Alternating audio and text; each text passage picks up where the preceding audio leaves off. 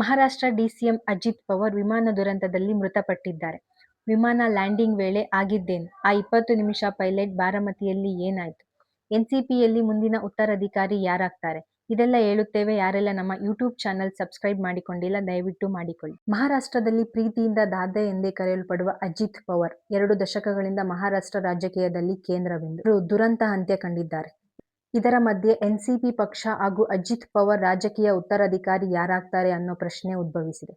ಅಜಿತ್ ಪವಾರ್ ಪುತ್ರ ಪಾರ್ಥ ಉತ್ತರಾಧಿಕಾರಿ ಆಗ್ತಾರಾ ಅಥವಾ ಪವಾರ್ ಪತ್ನಿ ಸುನೇತ್ರಾ ಜವಾಬ್ದಾರಿ ತೆಗೆದುಕೊಳ್ಳಲಿದ್ದಾರಾ ಎಂಬ ಪ್ರಶ್ನೆ ಎದ್ದಿದೆ. ಅಷ್ಟೇ ಅಲ್ಲದೆ ಅಜಿತ್ ಮತ್ತೊಬ್ಬ ಮಗ ಜೈ ರಾಜಕೀಯಕ್ಕೆ ಎಂಟ್ರಿ ಆಗ್ತಾರಾ ಅನ್ನೋ ಪ್ರಶ್ನೆ ಇದೆ. ಇದರ ಮಧ್ಯೆ 2 ಬಣವಾದ ಎನ್ಸಿಪಿ ಜೊತೆ ಆಗುತ್ತಾ ಅನ್ನೋ ಕುತೂಹಲ ಹೆಚ್ಚಾಗಿದೆ. ಯಾಕಂದ್ರೆ ಪವಾರ್ ಕುಟುಂಬದ ಪ್ರಮುಖ ವ್ಯಕ್ತಿ ಸುಪ್ರಿಯಾ 2 ಬಣಗಳನ್ನು ಒಂದೇ ಮಾಡ್ತಾರಾ ಅನ್ನೋ ಕುತೂಹಲವೂ ಇದೆ. ಯಾಕಂದ್ರೆ ಮಹಾರಾಷ್ಟ್ರದಲ್ಲಿ ಪವಾರ್ ಕುಟುಂಬದೇ ಪ್ರಭಾವಶಾಲಿಯಾಗಿದೆ. ಆದ್ರಿಂದ ಅದನ್ನ ಉಳಿಸಿಕೊಳ್ಳಲು ಎನ್ಸಿಪಿ ಒಂದಾದ್ರೂ ಆಶ್ಚರ್ಯ ಇಲ್ಲ. ಹಾಗಾದ್ರೆ ಪವಾರ್ ದಾದನ ರಾಜಕೀಯ ಹಾದಿ ಹೇಗಿತ್ತು ಅನ್ನೋದು ನೋಡೋಣ. 22 ಜುಲೈ 1959ರಲ್ಲಿ ಜನಿಸಿದ ಪವಾರ್ 23ನೇ ವಯಸ್ಸಿಗೆ ಸಹಕಾರ ಸಂಘಗಳ ಮೂಲಕ ರಾಜಕೀಯಕ್ಕೆ ಎಂಟ್ರಿ ಆದ್ರು. ಅಂದ್ರೆ 1981ರಲ್ಲಿ ಸಹಕಾರ ಸಕ್ಕರೆ ಕಾರ್ಖಾನೆ ಮಂಡಳಿಗೆ ಮೊದಲ ಬಾರಿಗೆ ಆಯ್ಕೆ ಆದ್ರು. ಬಳಿಕ 1991ರಲ್ಲಿ ಪುಣೆ ಜಿಲ್ಲೆ ಸಹಕಾರ ಬ್ಯಾಂಕ್ನಲ್ಲಿ ಅಧ್ಯಕ್ಷರಾಗಿ ಆಯ್ಕೆ ಆದ್ರು. ಸತತವಾಗಿ 16 ವರ್ಷಗಳ ಕಾಲ ಸೇವೆ ಸಲ್ಲಿಸಿದ್ರು. ಇನ್ನು ಅದೇ ವರ್ಷ ಅಂದ್ರೆ 1991ರಲ್ಲಿ ಬಾರಾಮತಿ ಲೋಕಸಭಾ ಕ್ಷೇತ್ರದಿಂದ ಆಯ್ಕೆ ಆದ್ರು. ಅದೇ ವರ್ಷ ರಾಜೀನಾಮೆ ಕೊಟ್ರು. ಬಳಿಕ ಬಾರಾಮತಿ ವಿಧಾನಸಭೆ ಉಪಚುನಾವಣೆಯಲ್ಲಿ ಸ್ಪರ್ಧಿಸಿ ಗೆದ್ರು. ಮಹಾರಾಷ್ಟ್ರ ಮುಖ್ಯಮಂತ್ರಿ ಸುಧಾಕರ್ ರಾವ್ ಸಂಪುಟದಲ್ಲಿ ಕೃಷಿ ಸಚಿವರಾದ್ರು.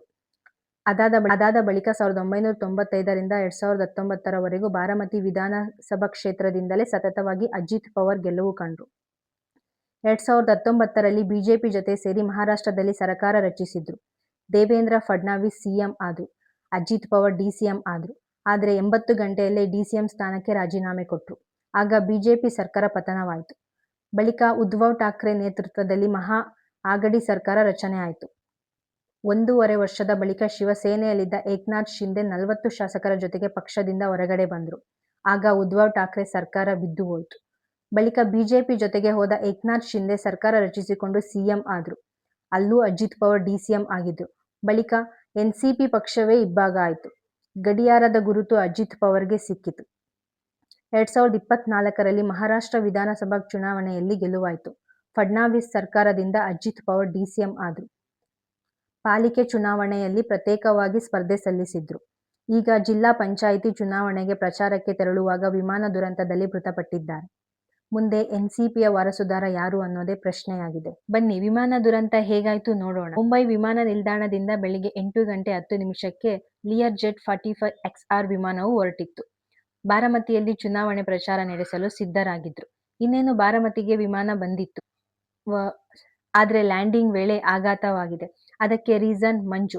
ದಟ್ಟವಾದ ಮಂಜಿನಿಂದ ರನ್ವೇ ಕಾಣಿಸಲಿಲ್ಲ. ಆದ್ರಿಂದ ಮೊದಲ ಬಾರಿಗೆ ವಿಮಾನ ರನ್ವೇಗೆ ಇಳಿಸಲಾಗಲಿಲ್ಲ. ರನ್ವೇ ಕಾಣಿಸುತ್ತಿಲ್ಲ ಎಂದು ಎಟಿಸಿಗೆ ಪೈಲಟ್ ಹೇಳಿದ್ದಾರೆ. ಆದ್ರಿಂದ ಆಕಾಶದಲ್ಲೇ ವಿಮಾನ ಸುತ್ತು ಹಾಕಿತ್ತು. ಬಳಿಕ ವಿಮಾನವು ಭೂಮಿಗೆ ಮರಳಿತು.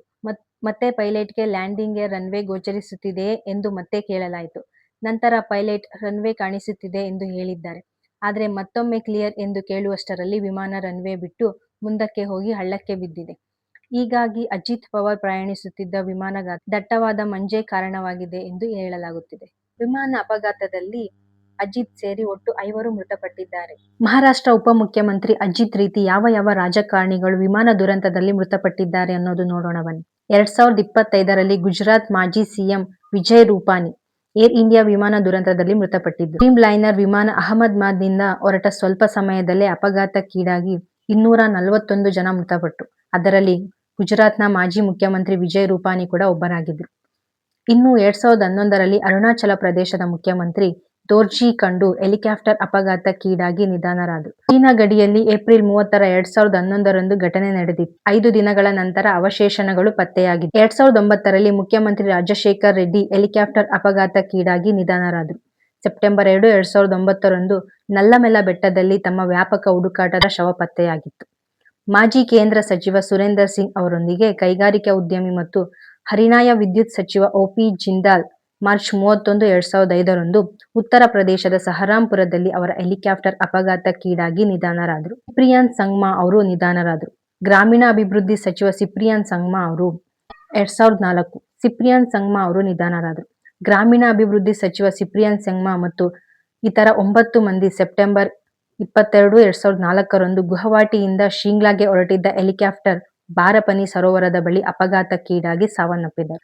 ಲೋಕಸಭಾ ಸ್ಪೀಕರ್ ಮತ್ತು ಡಿಟಿಸಿ ನಾಯಕ ಜಿಎಂಸಿ ಬಾಲಯೋಗಿ ಮಾರ್ಚ್ 3, 2002ರಂದು ಆಂಧ್ರ ಪ್ರದೇಶದ ಪಶ್ಚಿಮ ಗೋದಾವರಿ ಜಿಲ್ಲೆಯಲ್ಲಿ ತಮ್ಮ ಹೆಲಿಕಾಪ್ಟರ್ ಅಪಘಾತಕ್ಕೀಡಾಗಿ ನಿಧನರಾದರು. ಗ್ವಾಲಿಯರ್ ರಾಜಮನೆತನದ ಸದಸ್ಯ ಮತ್ತು ಪ್ರಮುಖ ರಾಷ್ಟ್ರೀಯ ವ್ಯಕ್ತಿಯಾಗಿದ್ದ ಹಿರಿಯ ಕಾಂಗ್ರೆಸ್ ನಾಯಕ ಮಾಧವ್ ರಾವ್ ಸಿಂಧಿಯಾ ಅವರು ಸೆಪ್ಟೆಂಬರ್ 30, 2001ರಂದು ಉತ್ತರ ಪ್ರದೇಶದ ಮೈನಿಪುರ ಜಿಲ್ಲೆಯ ಬೋಗಾಂವ್ನಲ್ಲಿ ತಮ್ಮ ಚಾರ್ಟರ್ ವಿಮಾನ ಅಪಘಾತಕ್ಕೀಡಾಗಿ ನಿಧನರಾದರು. ಮಾಜಿ ಪ್ರಧಾನಿ ಇಂದಿರಾ ಗಾಂಧಿಯ ಪುತ್ರ ಮತ್ತು ಒಮ್ಮೆ ಅವರ ರಾಜಕೀಯ ಉತ್ತರಾಧಿಕಾರಿ ಎಂದು ಪರಿಗಣಿಸಲ್ಪಟ್ಟಿದ್ದ ಸಂಜಯ್ ಗಾಂಧಿ ಜೂನ್ 23, 1981ರಂದು ದೆಹಲಿಯ ವಿಮಾನ ನಿಲ್ದಾಣದ ಬಳಿ ಪರೀಕ್ಷಾ ಹಾರಾಟದ ಸಮಯದಲ್ಲಿ ಅವರು ಪೈಲಟ್ ಮಾಡುತ್ತಿದ್ದ 2 ಆಸನಗಳ ವಿಮಾನ ಅಪಘಾತಕ್ಕೀಡಾಗಿ ನಿಧನರಾದರು. 1973 ಗುರ್ವಾಂತ್ ಸಿಂಗ್ ಪಂಜಾಬ್ನ ಮಾಜಿ ಮುಖ್ಯಮಂತ್ರಿ ಗುರ್ವಾಂತ್ ಸಿಂಗ್ ಅವರು ದೆಹಲಿಯಲ್ಲಿ ನಡೆದ ವಿಮಾನ ಅಪಘಾತದಲ್ಲಿ ಸಾವನ್ನಪ್ಪಿದ್ದಾರೆ.